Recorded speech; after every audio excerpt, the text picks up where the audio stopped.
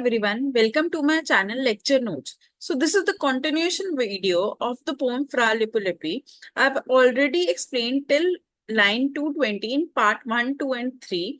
So before watching this video, make sure you have listened to part 1, 2 and 3. So this part 4 is much more clear to you. Moving further to line 220. That's somewhat, and you will find the soul you have missed within yourself when you return him thanks. So he is replying to the monks and he's saying that you need not find soul in the paintings, you should find your soul within yourself. So according to Lippo, we should not try to find soul in paintings, rather we should look in ourselves. But people of church had contradictory views and he had to erase whatever he painted. Rub all out, well, that's my life in short. So he's repeating rub all out. This is the line said by the friar, and he is repeating the lines in front of the guard to show how much irritation and frustrated he was when he heard these words. And so the thing has gone on ever since. I've grown a man, no doubt. I have broken bounds. Broken bounds means I have broken all the limitations of being a monk. I've exceeded my abilities in every way. You should not take a fellow 8 years old and make him swear to never kiss the girls. So he's telling that at the age of 8, he took the monastery and he started living in the church, and it was not given he was not given a choice, and it was his adverse necessity that he took a vow of remaining single. I am my own master, paint now as I please. So he's saying that they tried to suffocate my personal life as well as professional life. They were telling me in personal life also that what he should not do, that he should not meet girls. And in professional life also, they were telling what to paint and what not to paint. So he felt that they were completely controlling him, completely overshadowing whatever he wanted to do. Having a friend you see in the corner house, Lord, it's the fast holding by the rings in front. Now, again, the corner house, he's referring to his friend Cosmo of the Medici, telling that how he has a powerful connections again. So he is now describing the house that in front of the gate there are the rings. And the rings, those great rings, serve more purpose than just to plant a flag in or tie up a horse. So what else those rings were used for? The Cosmo of Medici used it to flag on the special occasions, keep the flag for the special occasions, and tie up their horses. But what did the Fra Lippo Lippi used to do? Now he's telling that. Then he alludes to the large metal rings fixed to the front of the Cosmo of Medici house for tying up the horses of visitors or putting up a flag on festival days. He says that these metal rings are the means by which he climbs down from above, where he stays in a room for the nightly adventures. And then, after enjoying himself, he climbs up back to his room. So, these rings were the medium to go up and down from his room. And yet, the old schooling sticks. Schooling sticks here, he has referred to the rest of the monks who are trying to guide him that what he should paint. The old grave eyes means the monks are way much older than him and they have so much experience in their eyes, but are peering over the shoulder as I work. So they are continuously looking what he is painting, but what he believes that he knows exactly what he has to do, whether it is in personal life or professional life. So there is a myth that a artist should be secluded so that he can work more proficiently. So this is the point he has raised here, that artist should not remain in a room. He should not be in enclosed doors to give a better work to his art or a purpose. Society thinks artists should be isolated figure and remain secluded. But Lippo feels that he cannot lock himself for days and therefore he has to climb out of the window to relax his mind. So he has a contradictory belief, and it is against the society. The society believes that then artist should shut himself and lock himself in the doors and then work on the artistic things. But he feels that artists should go out, enjoy, and uh, have both personal and professional life. The head shakes still. It's art decline, my son. So they are saying the head shakes still means they are trying to show that they disagree with whatever he is painting. And it's art decline, my son, that this is not the kind of art that will be appreciated. You are not of the true painters, great and old. Brother Angelo, the man you'll find, Brother Lorenzo, stands his single peer, flag on the flesh, you will never make the third.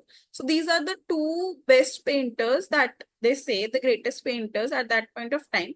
And they say flag on the flesh that as so that you're more focused on flesh. And if you are still focused on the flesh, you will not be in the third greatest painter. You can never be the third greatest painter if you are still focused on the flesh. Flower of the Prime, you keep your Mr. Manners and stick to mine. So through the Flower song, he says that the monks should focus on their manners, their work, rather than looking into my business of painting. I'm not the third, then bless us, they must know. So he's saying that I'm not interested in becoming the third best painter. I only wanted to show what is reality. Don't you think they are the likeliest to know? So he says that the monks' work is to preach religion. And here the Latin has been, they with their Latin referred to Bible. That monks' work is to preach religion and not decide what should be the painted.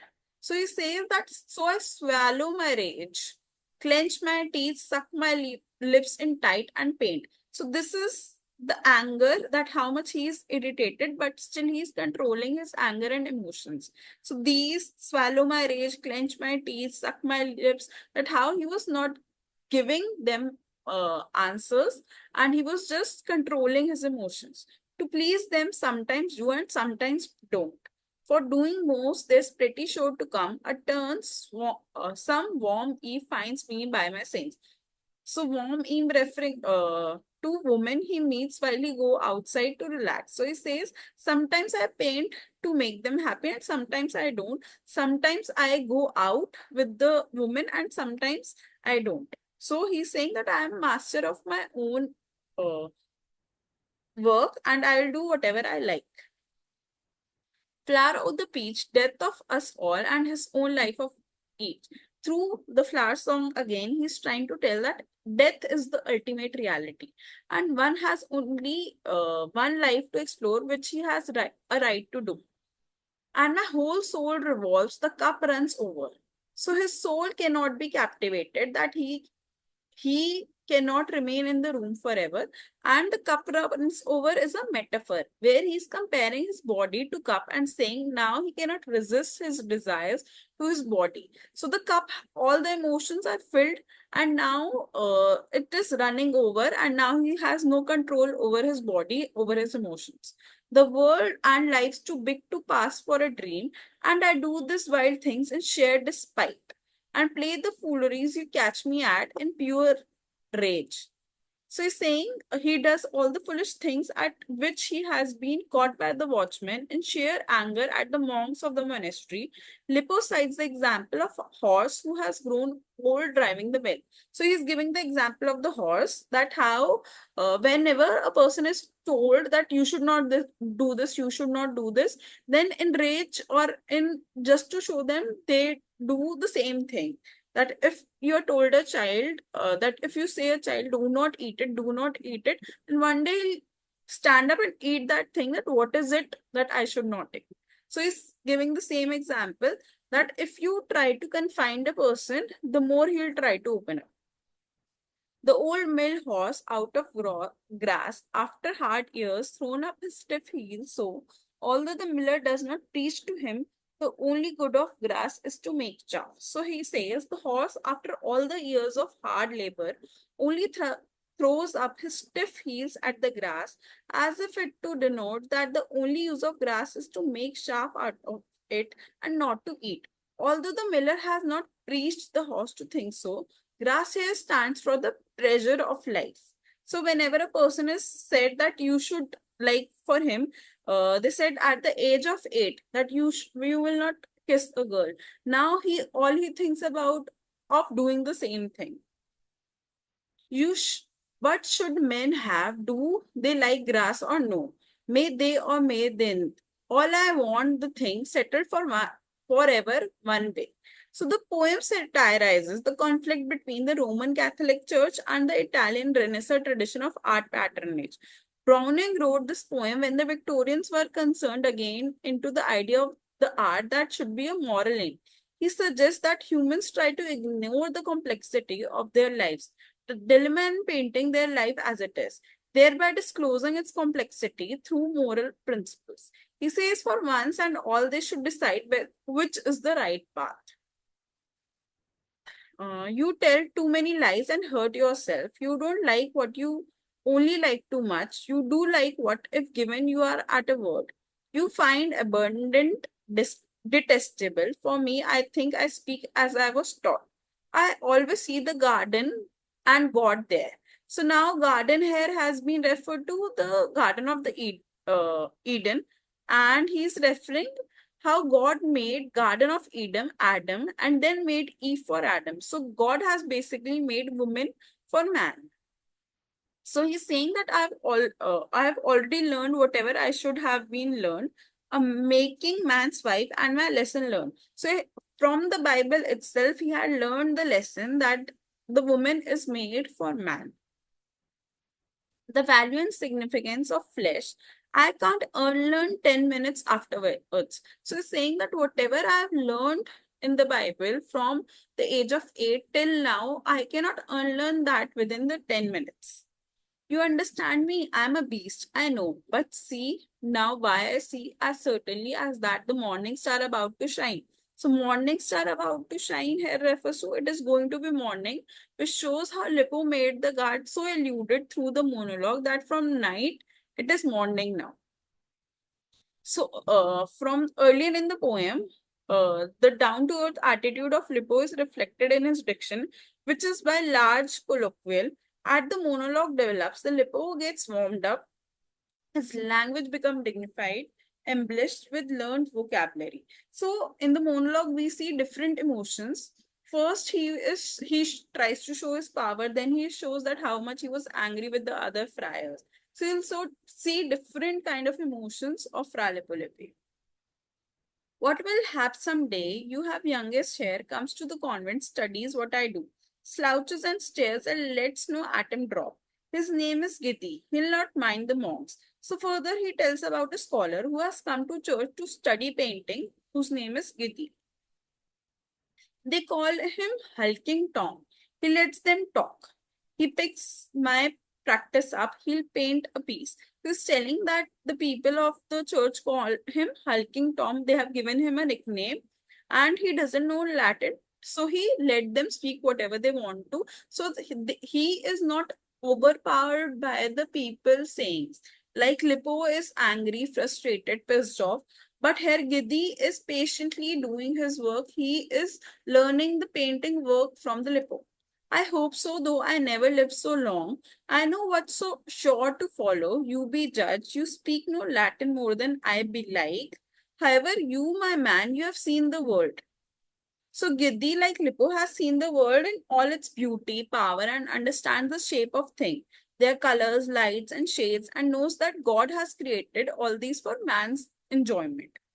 The shape of things, colors, light, shades, change, surprises, and God made it all. So he's saying that whatever we see is made by God and it is beautifully drawn by God for man's enjoyment. For what do you feel thankful, A or no?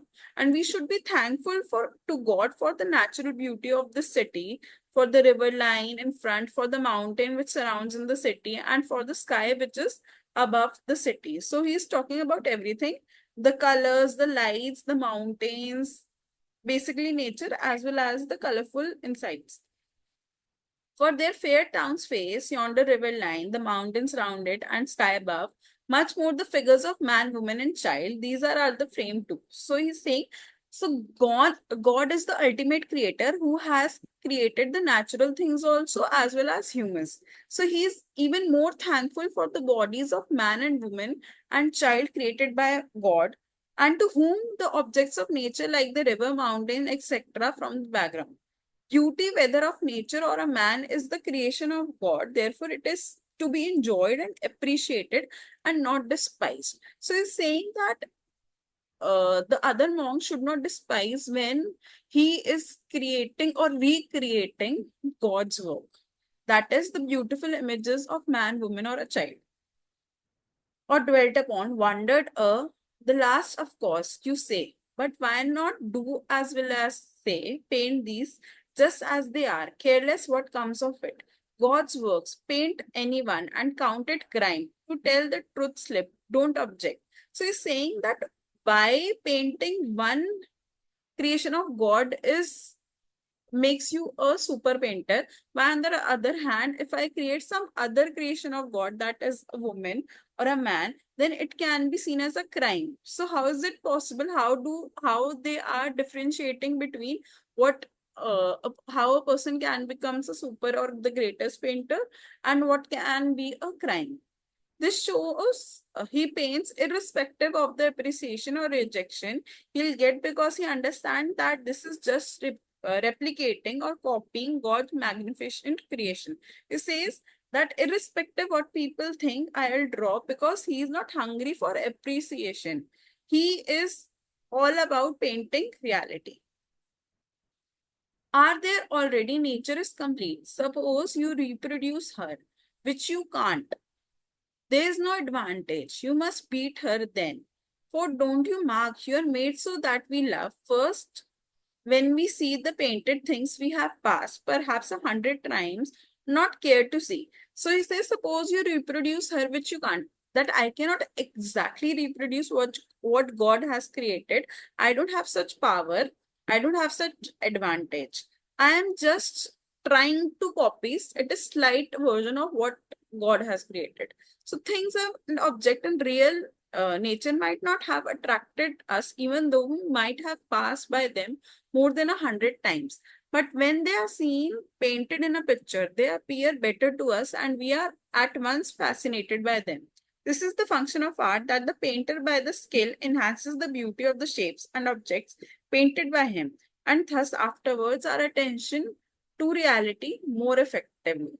So he says that sometimes we are not able to appreciate God's work, but when we see the exact replication through the painting of the artist, we might notice the things that we have missed. And so they are better, painted better to us, which is the same thing. Art was given for that. God uses us to help each other. So, lending our minds out. Have you noticed now? So, he's saying, so the real work of an artist is to recreate God's art. So thank you for watching this video. There will be the 5th part of this video. And if you want me to make a video on any other novel, poem, do mention it.